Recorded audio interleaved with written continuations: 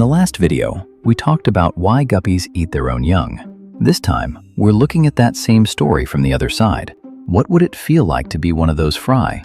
If you knew from the very moment you were born that the whole world, even the mother who just brought you into it, saw you as prey, how would you spend your first hours? Today we're looking through the eyes of a guppy fry.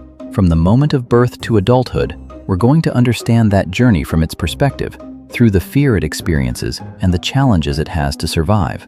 This isn't a care guide. This is a survival story. By the time you finish this video, you won't be able to look at those tiny creatures as just little dots ever again. For 3 weeks inside my mother, the only thing I knew was warmth. Now everything is different. The water feels cold. There are sounds, movement. My body is bent, curled in a strange shape.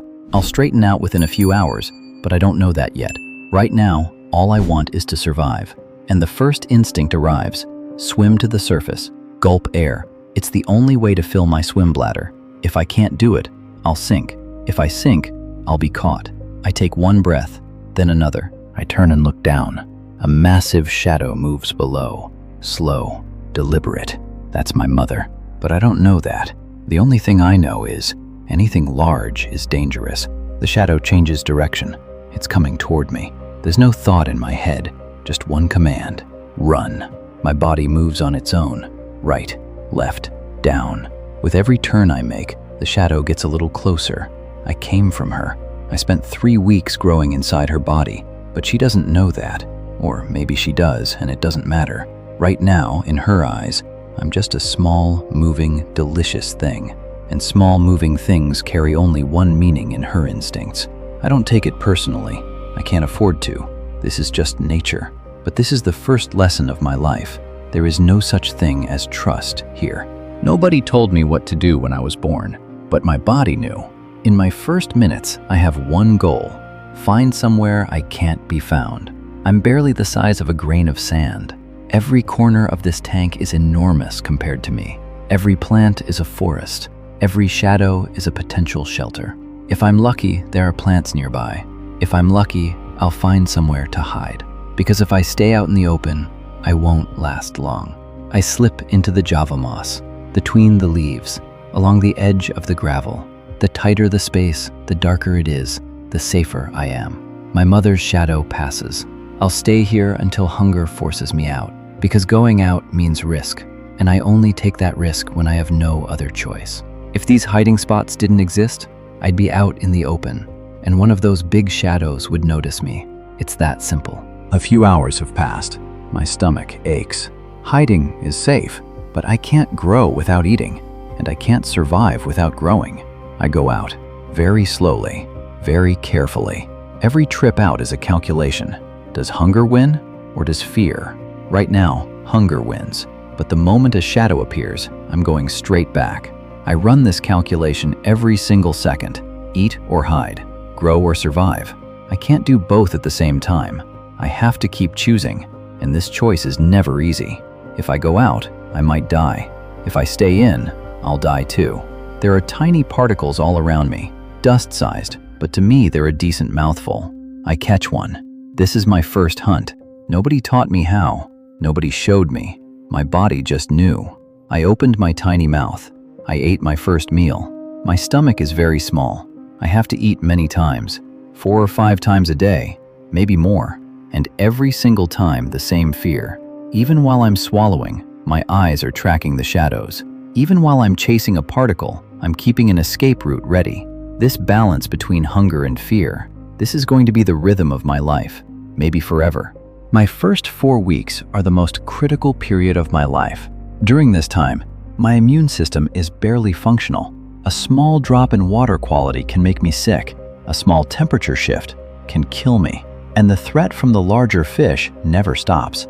Even my mother, the one who brought me into this world, looks at me differently now.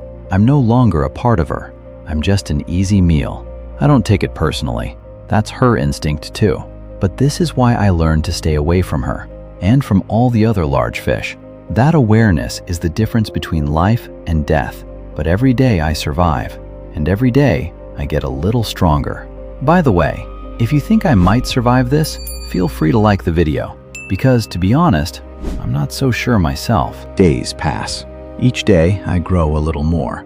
In these first few weeks, the growth is almost invisible. My fins become slightly more defined. My movements become slightly more controlled. If I could look in a mirror, which I can't, I'm too small, I would see something plain and dull, colorless, no pattern, just a transparent body with organs visible through the sides. This isn't a flaw, it's a strategy. Being colorless hides me. If I were bright, every eye in this tank would find me. For now, I blend into the gravel, the water, the shadow. This is my first camouflage. Gradually, I become more active. I'm not just hiding anymore, I'm exploring. I chase tiny particles drifting through the water. My early hunting instincts are strengthening. But one day this will change. I'll develop color. My body will take shape. Then I'll be beautiful. But by then, I won't need to hide as much either, because size is its own kind of protection. For now, I just wait, staying invisible. 4 or 5 weeks in, something is changing. A small patch of color appeared on my body, then another one. My fins are starting to lengthen. If I'm male, they'll develop into something far more elaborate. If I'm female, I'll stay a bit larger and plainer, but there will be changes in my abdomen too. This transformation is making me into someone entirely new. I'm no longer that dull, transparent fry. I'm gaining color. My character is emerging. And with this transformation, the danger eases slightly. I've grown. I swim faster. I escape better. Not every large fish can catch me as easily anymore, but I'm still not fully safe. This is the halfway point. Childhood is over, but adulthood hasn't quite started yet. Enough time has passed. I'm completely different now. My colors are vivid. My shape is complete. I'm a fully grown, beautiful female guppy. Do I remember those first terrifying hours of my life? I'm not sure, but my body carries those traces. Even now, the moment I see a shadow, my first reflex is still to hide. That never fully goes away. It just fires less often. Because now, I'm one of the large ones too. Now I'm a mother. And now there are small things swimming in front of me. Transparent, frightened.